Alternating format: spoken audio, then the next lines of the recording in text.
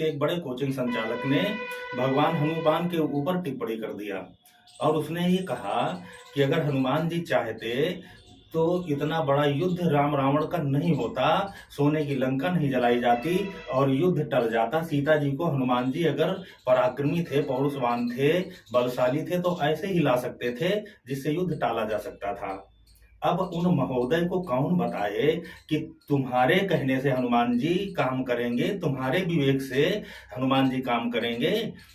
हनुमान जी, अगर आप हनुमान जी को मान रहे हो, उन पे टिप्पणी कर रहे हो, तो आप हनुमान जी को मान रहे हो। और अगर हनुमान जी को मान रहे हो तो हनुमान जी एक योजना के तहत, ईश्वर की जो योजना है उस योजना के तहत यह धरती पर मानव चरित्र में भगवान की लीला हो रही है। हनुमान जी जही शरीर रति राम सो सुई आदरहि सुजान रुद्र देह धरिने बस बानर भे हनुमान। हनुमान जी तो बानर के स्वरूप में भगवान स्वयं शंकर जी हैं। शंकर ही हनुमान के रूप में आ गए और राम के प्रीत में आए। और राम कौन है? शांतम सस्वतम प्रमेय मन घम निर्वाण शांति प्रथम ब्रह्मा शंभु फणीन्द्र से विमनिशम वेदांत वेद्यम विभुम रामाख्यम जगदीश्वरम सुर गुरु माया मनुष्यम हरिम। जो मनुष्य के रूप में वो हरि अवतरित हुआ वही तो राम है। और माता सीता कौन है? जगत जननी जगदम्ब जानकी अतिशय प्रिय करुणा निधान की। वो जगत जननी ही माता सीता के रूप में है और तुम उन पर ऐसी ओछी टिप्पणी, अनर्गल टिप्पणी करोगे? तुम होगे जितने बड़े भी कोचिंग संचालक हो, जितने भी बड़े योग्य हो, लेकिन अगर आप भगवान के प्रति ऐसी ओछी बात करते हो तो आप कुछ भी नहीं हो। ऐसे ज्ञान का कोई महत्व नहीं है। ज्ञान वह है जो ज्ञान ईश्वर से जोड़े। सा विद्या विमुक्तये, जो विद्या आदमी को ईश्वर से जोड़ती है और इन जंजालों से मुक्त करे, वही शिक्षा है। और तुम अज्ञानता भर करके मनुष्य को क्या समझाना चाहते हो? अपने शिक्षकों, अपने शिक्षक बन करके शिष्यों को क्या समझाना चाहते हो? तुम एक सिलेक्टिव विषय पे काम कर रहे हो। तुम्हारे दिमाग में कोई ना कोई ऐसी योजना है, उस योजना के तहत आप कार्य कर रहे हो। ये आईएएस, पीसीएस और ये सब डिग्रियां जो हैं, ये एक विशेष विषय को पढ़ करके लोग हासिल कर लेते हैं। ये कोई विद्या नहीं है। ये जीविकोपार्जन के लिए एक सिलेक्टिव विषय है, सिलेक्टिव विषय है ये विषय तो कोई भी पढ़ करके आदमी अपना सफलता हासिल कर लेगा। इस मानव जीवन में भौतिक सुखों के लिए अपने कोई ना कोई कार्य निर्धारित कर लेगा। अब जो व्यक्ति आईएएस नहीं बनते, क्या उनके अंदर ज्ञान नहीं है क्या? तमाम ऐसे लोग हैं जो पढ़े लिखे नहीं है लेकिन इंडस्ट्रियों के मालिक हैं, वो बड़ी बड़ी इंडस्ट्रियां चला रहे हैं। तमाम ऐसे लोग हैं जो बड़े बड़े कार्य कर रहे हैं, नहीं पढ़े लिखे हैं, नहीं आईएएस हैं वो। तो क्या उनके अंदर ज्ञान नहीं है? ज्ञान और ये शिक्षा जो तुम्हारी है, इसमें अंतर है। अब अगर आप हनुमान जी के ऊपर टिप्पणी कर रहे हो कि हनुमान जी ने युद्ध को क्यों नहीं टाला, चाहते तो युद्ध टल जाता, तो महोदय आप ये सुन लीजिए कि हनुमान जी चाहते तो युद्ध टाल देते। उनके अंदर बल की और पौरुष की कोई कमी नहीं थी, लेकिन हनुमान जी अगर ये टाल देते तो फिर भगवान राम का जो वह चरित्र है, जो मानव रूप में वो चरित्र गढ़ रहे हैं, जिस चरित्र का अनुसरण इस समाज को करना है, ये भगवान अपना अवतरण धारण करके इस समाज को जो सीख दे रहे हैं, वो कैसे निर्माण होता। और भगवान के भक्त हनुमान जी हैं, तो भगवान चाहते तो भ्रकुटी बिलों की सृष्टि लय हुई, वह हनुमान जी को भी नहीं भेजते और वह अपना काम कर लेते। लेकिन उन्होंने हनुमान जी को केवल इसलिए भेजा कि भगवान को भी लगता है कि उसके भक्त का भी चरित्र उभर करके आए, जिससे इस समाज को सीख मिले और यह समाज उसके भक्त का अनुसरण करे। तो हनुमान जी को भगवान राम ने भेजा लंका में। भगवान राम ने तो पूरी सेना को आदेश दिया था, लेकिन सेना जो और थी सुग्रीव के साथ में, जो वानर सेना गई सीता की खोज करने के लिए, वह सेना सीता की खोज करने के लिए गई। सीता की खोज तो तभी पूरी हो गई जब जटायु गिद्ध ने बता दिया, संपाति ने बताया, गीधहि दृष्टि अपार। गिद्ध ने कहा, उस संपाति ने कहा, गिद्ध ने कहा कि हमको सीता जी दिखाई दे रही हैं, अशोक वाटिका में बैठी हुई हैं और आप नहीं देख पा रहे हो, हमारी दृष्टि वहां तक जा रही है, हमारी दृष्टि अपार है, हम देख रहे हैं कि सीता जी बैठी हैं। तो खोज तो हो गई। सेना का जो कार्य था, सुग्रीव की सेना का जो कार्य था, वानरों का जो कार्य था, वो कार्य तो पूरा हो गया, सीता की खोज हो गई। लेकिन भगवान ने अपनी जो मुद्रिका थी वो किसको दिया था? हनुमान जी को दिया था। मुद्रिका किस लिए दिया था? रखने के लिए थोड़ी दिया था, उसको सीता तक पहुंचाने के लिए दिया था। वो प्रमाण था कि आप सीता तक जाओ और सीता तक पहुंचो। तो भगवान ने हनुमान का काम तो इस जगह से नियुक्त किया कि जब सीता की खोज हो जाए, पता लग जाए, इसके बाद तुम्हारा चरित्र निर्माण होगा, इसके बाद का काम तुम्हारा है।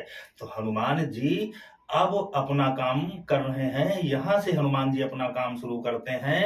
कनक बरन तम तेज विराजा, मानहु अबर गिरिन कर राजा, सिंहनाद कर बारहि बारा, लीलहि नागौ जल निधखारा, सहित सहाय राम नहीं मारी, आनो यहाँ त्रिकूट उपारी, जामवंत में पूछो तो ही उचित सिखावन दीजो मोही, इतना करो तात तुम जाई, सीते देगी कहो सुधियाई। क्या आप अभी इतना भी नहीं समझ पा रहे हैं? आप हनुमान की बात करते हैं तो हनुमान जी का चरित्र भी आप जान लीजिए कि हनुमान जी कह रहे हैं कि जामवंत बताओ हम क्या करें, हम रावण की सेना सहित रावण का विनाश कर दें, पूरी लंका उठा लाएं, सीता को ले आए, क्या करें? जामवंत ने कहा कि इतना करहु तात तुम जाई, सीते ही देखी कहो सुधियाई। जामवंत कह रहे हैं कि तुमको केवल माता सीता को देख करके, उनका पता लगा करके, पता तो पहले ही लग गया था, लेकिन तुमको सीता तक जा करके और चले आना है। सीते ही देख करके पता लग गया, अब देखना बाकी रह गया, क्योंकि ये लोग नहीं देख पा रहे थे, यहाँ गिद्ध देख रहा था। अब हनुमान जी को देखने के लिए भेजा जा रहा है। सीते ही देखी कहो सुधियाई, उनके हालचाल आकर के यहाँ बताओ आकर के। तो एक निर्देश मिल गया, हनुमान जी का काम उनका निर्धारित हो गया कि अब आपको जाना है और देख करके आना है। तो अब हनुमान जी तो मनोजवम मारुत तुल्य वेगम जितेंद्रियम बुद्धिमताम वरिष्ठम, बुद्धि के स्वामी हैं, वो ज्ञानियों में अग्रगण्य, गुण के निधान है, महाबलशाली हैं, अखंड ब्रह्मचारी यति, शौर्य में महान वेग, वायु के समान है। तो वो हनुमान जी तो जैसी परिस्थिति होगी वैसा निर्णय लेंगे। बाकी के घटनाक्रम तो परिस्थिति के ऊपर डिपेंड है, लेकिन वो जा रहे हैं सीता जी को देखने के लिए, सीता तक पहुंचने के लिए। अब वहां पर पहुंचने के बाद भी माता सीता से हनुमान जी कहते हैं कि माता अगर आपका आदेश हो तो हम आपको लेते चलें, लेकिन प्रभु आए सुनहि राम दोहाई, कछुक दिवस जननी धर धीरा, कपिन सहित अइहें रघुबीरा, निश्चर मारी तो ही ले जइहें, तिहुपुर नार दादी जसु गई हैं। क्यों नहीं लाए? अभी भी नहीं समझ में आ रहा तुमको कि अगर हम लिवा के चले जाएंगे आपको तो यहाँ पर भगवान का चरित्र कम हो जाएगा और हमारा चरित्र उभर के आएगा। इसलिए जब भगवान आएंगे यहाँ पर और इन निशाचरों को मार करके आपको ले जाएंगे तो भगवान का यश फैलेगा इस ब्रह्मांड में, और उनके इस यशोगान को गा करके लोग पुण्यार्जन करेंगे, तीनों लोकों में उनका यश गाया जाएगा। यही बात जब हनुमान जी वहां से चलते हैं समुद्र के उस पार से, जब जामवंत कहते हैं कि सीता देगी कहो सुधियाई, तो वहां पर केवल इसलिए उनको देखने के लिए जामवंत जी कहते हैं कि भव भेषज रघुनाथ जस भव भेषज रघुनाथ जस सुनहि जे नर अरु नारी, और तीन कर सकल मनोरथ सिद्ध करहि त्रिसुरारी।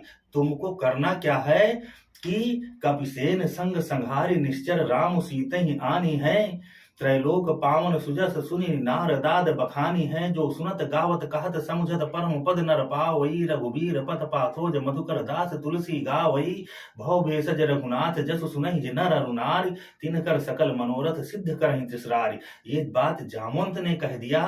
किष्किंधा कांड के जो अंतिम चौपाइयां हैं उनमें भगवान हनुमान जी को जामवंत कह रहे हैं कि तुमको पता लगा करके आना है, बाकी का काम तो भगवान करेंगे, और जब भगवान वो काम करेंगे तो वो काम से जो उनका चरित्र निर्माण होगा, तो उसी चरित्र को ये समाज अनुसरण करके और भगवान के प्रीत में उनके गुणगान करेगी, उनका चरित्र का गान करेगी, भगवान राम का गुणगान होगा जो चरित्र वो गढ़ेंगे।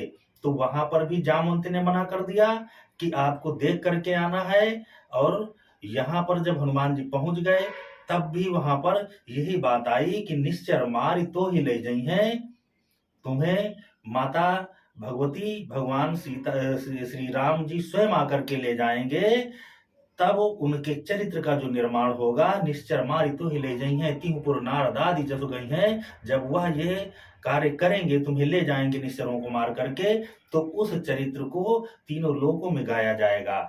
अब ये क्यों हो रहा है? उधर भगवान चाहते तो स्वयं माता सीता को उनको कहीं जाने की जरूरत नहीं थी। भ्रकुटी बिलोक की सृष्टि लय हुई, वो तो सब कार्य स्वयं बैठे-बैठे कर सकते थे। लेकिन वह हनुमान जी की महिमा उभर के आए, इसलिए हनुमान जी के द्वारा यह कार्य करा रहे हैं। तो भक्त का भी काम है कि भक्त अपने कार्यों से अपने भगवान की महिमा को बढ़ाए, ना कि घटाए। तो अगर हनुमान जी माता सीता को ले आते तो भगवान की महिमा कहीं कम होती। इसलिए हनुमान जी वहां पर माता सीता को देख करके चले आए और बाकी का काम भगवान के ऊपर छोड़ दिया कि भगवान करेंगे, जिससे भगवान की महिमा बढ़ेगी, भगवान का यशोगान होगा, उनका चरित्र का गान होगा। तो अब इस बात को तुमको समझने के लिए भगवान की शरण में आना पड़ेगा, भगवान से जुड़ना पड़ेगा, शास्त्रों को पढ़ना पड़ेगा और ज्ञानार्जन करना पड़ेगा। आपका वह ज्ञान, कोचिंग का ज्ञान, इस ज्ञान में महत्व नहीं रखता है। आप जो पढ़ा रहे हैं अपने लड़कों को, बस अपने जो शिक्षार्थी आपके यहाँ के शिष्य हैं, जो पढ़ने वाले बालक हैं, जो पढ़ा रहे हैं आप वो पढ़ाइए। आप क्यों भटका रहे हो? धर्म की बात पे उन्हें आप क्यों गलत शिक्षा दे रहे हो? अगर आपको धर्म का ज्ञान नहीं है तो आप धार्मिक चर्चा ही ना करिए, आप ये भौतिक शिक्षा दीजिए। आप जबरदस्ती में टीका टिप्पणी करते हो हनुमान पे, भगवान पे, तमाम ऐसे हमने कई आपके वीडियो हमारे भी नज़र में आ जाते हैं। वैसे हम देखने के इच्छुक भी नहीं है, लेकिन जब जुड़े हैं, चूंकि आज की सामाजिक व्यवस्था है, तो उसमें जब नज़र में आ जाता है तो लगता है कि आप गलत बोल रहे हो। तो आप या तो आप धर्माचार्य बन जाओ और या तो आप अपनी कोचिंग चलाओ और व्यर्थ की बातें करके समाज को भ्रमित ना करो। यह सनातन समाज धार्मिक समाज है।